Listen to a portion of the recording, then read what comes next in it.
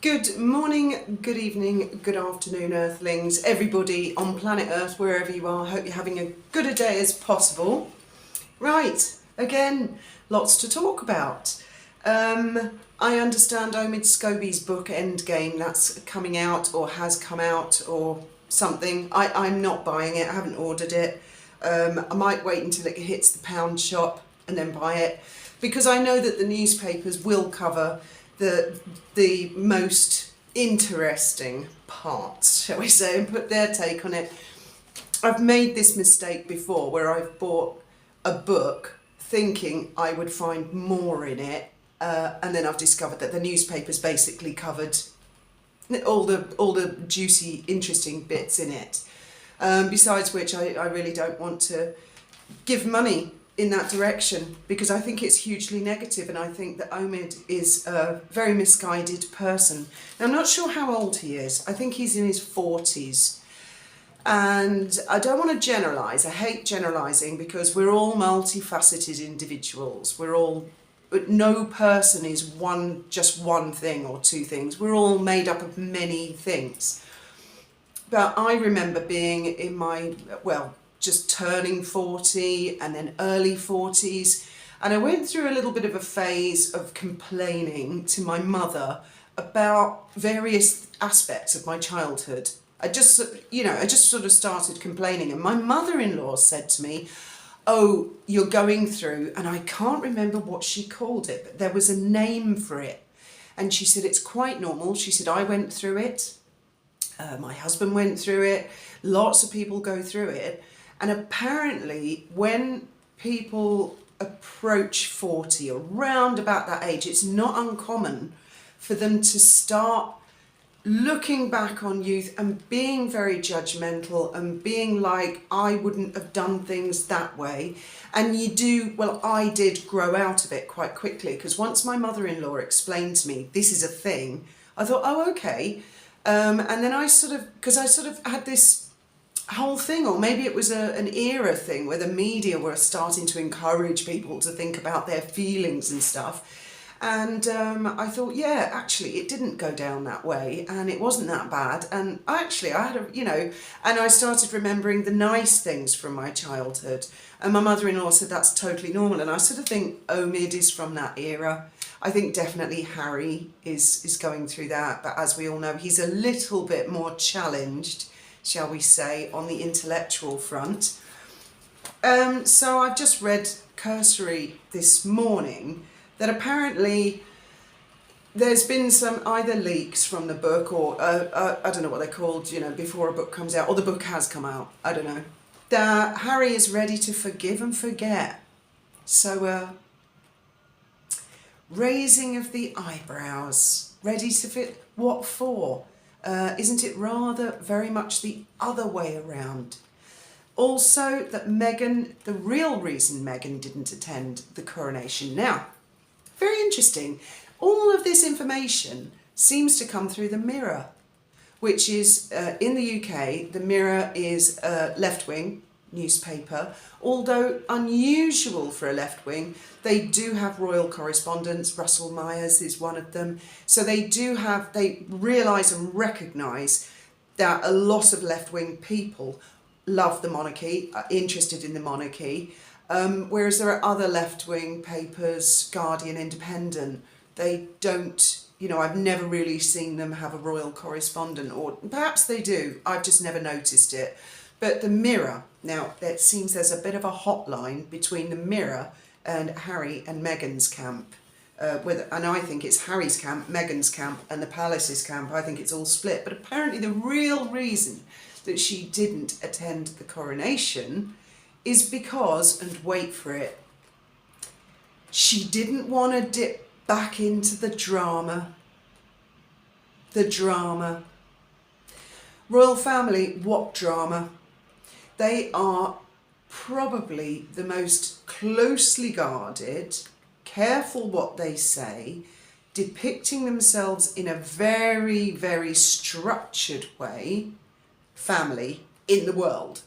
Whereas Little Miss Forgetful, let's not forget the misremembering, friends with her mouthpiece, Omid Scobie, I'm sorry, he is How the hell does he know all of these details without help, despite the fact they're all trying to distance each other, and going on Oprah and saying all manner of stuff?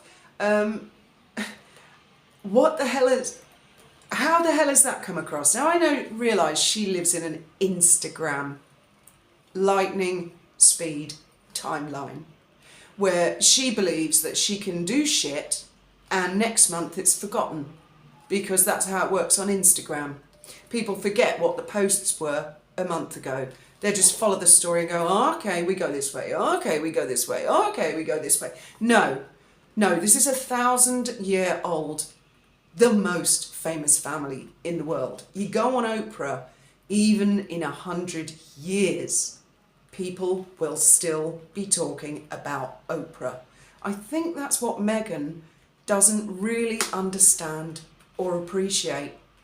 And I'm going to defend our king and our queen in this video, which is something I never ever thought when I was younger that I would do. Now, I'm probably one of the biggest Diana diehard fans that you're ever going to come across. I adored Princess Diana. I followed everything she did from around about 1995. I know that was sort of the last 2 years of her life, but then after she died, I've watched just about everything. I was always aware of her in the background. So I absolutely loved her. I was Team Diana. Now, having said that, I see Omid is like, and Harry, and presumably Meghan, are very anti-Camilla, Queen Camilla, who I'd like to add looked absolutely spectacular at that banquet the other night in red velvet with I believe the Burmese ruby tiara. Oh, I just love seeing all of the tiaras come out. It's my biggest thing. She's had the sapphires now, and now the rubies. I think it's just marvellous. I'm waiting to see who's going to get that Vladimir. Come on, girls, get it out. It's got to be Camilla or Catherine. I really don't care which. Somebody wear it. Somebody wear the Vladimir, because I know that's the one she wanted for the wedding. Anyway, now, there was a time when I had very bad feelings towards Charles and Camilla. But that has changed, and that's part of the royal family. The fact that they are a reflection, in a manner of speaking, of the rest of us, of real human life. Even though they're very structured, they live a very unusual existence. They live in historical, fabulous palaces, castles, buildings. People say, oh, this is a huge privileged position. And yes, it is, in a manner of speaking, but it does have its downsides. But the biggest thing, I think, that keeps them connected with people like me is that they have births, deaths, marriages, that they are real human beings, that they do reflect, really, modern society as much as they can. And I mean, how much more of a reflection of today's society is it than to have divorce in the family? I mean, Princess Anne got divorced, Sarah and Andrew got divorced, and yet have remained friends and are with their girls. Charles and Diana got divorced. I mean, at the time in the 90s, everybody was like, shock, horror. But divorce has been a thing of reality for a long time. You know, that sort of taboo over divorce, I think, probably stopped in the 1980s, actually, or 70s even. So I never really understood why in the 90s, when members of the royal family were getting divorced, you know, why it was such a shock. I know that the Queen was the head of the Church of England. Our now King Charles is the head of the Church of England, and obviously divorce, but it's a reflection of society. Now, I've said it many times before, that had Diana lived, I'm certain she would have made it her business to help Camilla be accepted, to help Charles. Because let's not forget, when Diana died, she and Charles had been divorced, I think, about a year. And he and Camilla had started stepping out. So, I mean, the last thing, I mean, that was just catastrophic that Diana died, that tragedy, but I mean for Charles and Camilla as well. But I truly, truly believe that if Diana had lived, she would have moved on in life herself, and she would have made it her business to help. She was a monarchist. She believed in the institution of the monarchy. She wanted William to be king. She wanted the monarchy to continue. For the life of me, I can't understand where Omid is coming from, or anyone who thinks like that, that somehow Diana would not want William to take the throne. I just can't understand that. It doesn't fit. You only have to look back. I mean, look at the Panorama interview and you'll see that she was a monarchist. I'll tell you one other thing that would never have happened. Meghan would never have got within a mile of Harry if Diana had lived. I don't believe for a second that Diana would have liked or approved of anything that Meghan has done. All right, let's get that clear. I really don't think she would have liked that one bit. Yeah, so Meghan didn't want to step back into the drama. Is she the drama? Am I the drama? Yeah, you're the drama.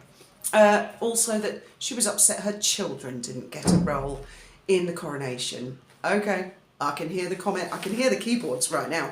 The children. As I've often said, I'm not wading into that one. But I mean, why would they? Why would they get a role? They had left the royal family as working royals. They'd gone on Oprah and said, don't like royal family, they're racist. They nearly drove my wife to suicide. They're horrible, they're evil people. Why would they want to play? Why would they want a part in that? And it seems to me that the last levers of manipulation that are left are Archie and Lily, the children. Okay, don't shoot me. I'm not getting into that debate about the children, who they are, where they came from, or, I mean, if you want to look up, I think it was, there was the dodgy baby in the bedpan story, you know, hence why they all have to come from the line of Sophia the Electress, etc. So the royal family have come across that sort of situation where questions are raised, shall we say. For example, when a royal child is born, they put a little sign outside Buckingham Palace, and it's normally signed by 4 doctors. In Archie's case, there were no doctors' signatures. That raised eyebrows. That was a beginning, and that's going to haunt Archie for the rest of his life. Poor little soul, whoever he is or wherever he is. But it does seem to me that it's, oh, let's pull on the heartstrings. King Charles, again, the Mirror hotline, do you see what I mean, to the Sussex camp. Oh, Meghan and Harry, they're going to keep Charles updated on Archie and Lily's progress. You know, why now? Why now? Oh, could it be something to do with the money running out? That's my personal opinion. I mean, they didn't seem to give a shit about that before. And they want to still go for Christmas. Oh, they're really pushing for this, aren't they? So, as I suggested on my live in Raffles 5-star hotel the other day, I have a solution for King Charles, which should keep everybody happy. Well, perhaps not quite everybody. Yes, I think he should invite Meghan and Harry to Sandringham for Christmas, but not to stay in the main house. Surely there must be a house on the estate somewhere where they could stay. And I think he should also invite Thomas Markle Sr. And that the deal would be that Thomas and Harry and Meghan and Archie and Lily all stay in a cottage on the Sandringham estate, and King Charles can pop along for a cup of tea occasionally over Christmas to see how they're all getting on, because surely Thomas deserves to get to know and have updates about his grandchildren as well. Now, I think if King Charles were to do that and were to make it an open invitation to Harry, Meghan, their children and Thomas Sr., and say that they will be offered suitable accommodation on the Sandringham estate so that family resolution all round can happen, I think you'd very quickly find Meghan doesn't want to go for Christmas at Sandringham at all. Don't you think? Charles could even go so far as to include Mr. Markle in the church service and the walk on Christmas morning, as well as Meghan and Harry, and their 2 children, to be on full display, as other members of the royal family have done. I mean, perhaps the children are a little young, but I don't see why not. One of them's 2, pushing 3, the other one's 4, pushing 5. It's worth a try, isn't it? Or he could find some other way to have the children displayed, perhaps included in a family portrait with Thomas Markle Sr. I mean, after all, I don't believe Harry's ever met Thomas Markle Sr. And that's very, very odd to me. Very odd. I mean, we've always met both our son and daughter's partners, and they're not intending to get married, but we've always met their boyfriends and girlfriends. And I'm sure if either of our 2 said, well, this is the one, we're going to get married, we would definitely meet them. And if either Faith or Ben said to me, I'm engaged to a person, but they don't want me to meet their parents, I would raise the flags and say, then you need to think about this. Something's not right. Why have you not met the parents? What's the problem? I would definitely want them to meet their family as well. So what do you think? A nice, cosy Christmas. And that way, Catherine and William and their children could be in the big house. And it could be orchestrated so that Harry and Meghan do not go near the big house. Extra police presence, I think, and security would be in order. I'd love to hear your thoughts and opinions on my theory, but I still can't read your comments. I can actually read 3 comments if I go in studio. I can read the most recent 3. Then that's it. Then I have to wait like an hour to see the next recent 3. So it's really frustrating for me. But yes, Omid definitely seems... He says, oh, it's not about Harry and Meghan, the book. So the names Harry and Meghan don't appear in the book, Endgame, yeah? I think they appear in the book, Endgame. And I think that he's had help to write the book from the Sussex camp. I think so. Otherwise, how does he know all these things? He must think that all of us are completely stupid, mustn't he? Especially after the Warby-gate thing. Remember Judge Warby? What an idiot that judge was. What an idiot. Talk about yet another enabler. Another one. And I also see in the mirror today, another one in the mirror. It's all the mirror, the mirror, the mirror. Isn't that interesting? Isn't Harry suing the mirror for phone hacking? Or has he forgotten all about that now? The other thing in the mirror is they're depicting how Harry is as a person, how lovely he is as a person. And apparently he was comforting a woman whose husband had committed suicide when they were on the Australia tour. He'd been with her for 10 minutes and one of his staff had said, we need to move on. And he'd gone, no, I'm talking to this woman. Give her time. Now, I can see the point the Mirror are trying to make, that Harry's being nice, wanting to spend more time with that lady. But equally, the way he is depicted as speaking to staff, no, is so arrogant. And it reminds me of the time that he took Meghan to the Endeavour Awards. I think it was her first public appearance, official engagement. And as they were going up the stairs, I can't find this clip on YouTube anymore. I think the Palace cleansed the internet of his bad behaviour years ago. There were all these people, they'd obviously cleaned the building, they'd cleaned the carpet, they were wearing all their regalia, they were so proud, it was their big moment. Harry waltzes up with Meghan, some guy wearing a gold chain put his hand out to shake Meghan's hand, and Harry pushed his hand away and went, no, as if arrogant, don't touch her. And I thought, if your mother saw that, Windsor, she'd smack your face. That man has probably spent all week preparing for this royal visit, and you behave like that. Princess Diana would never have done anything like that, ever. And I support and am very, very fond now, and actually quite deeply admire Queen Camilla. She's been through the mill. Charles has been through the mill. Yes, we all make mistakes in life. And the day that I feel I'm sinless and perfect, that's probably the day that I'll start casting judgment on other people. And you know what? There may even come a day in 20, 30 years' time when I look at Meghan and think, actually, I've got a lot of respect for her. And actually, I really like her.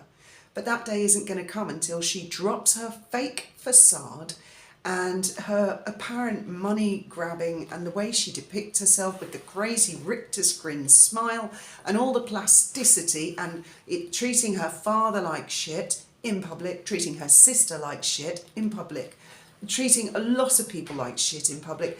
Maybe one day there will be redemption and I'll look at her in a different way. But until that behaviour, and I don't believe that behaviour is ever going to end.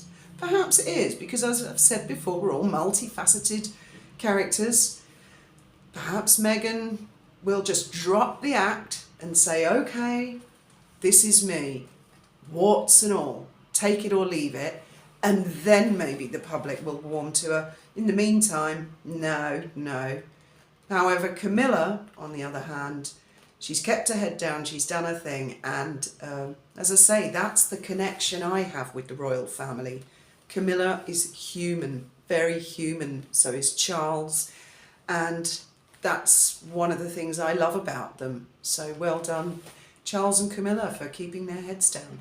Anyway, we'll watch this space. Good gracious, we're not even in December yet. Isn't Christmas in December?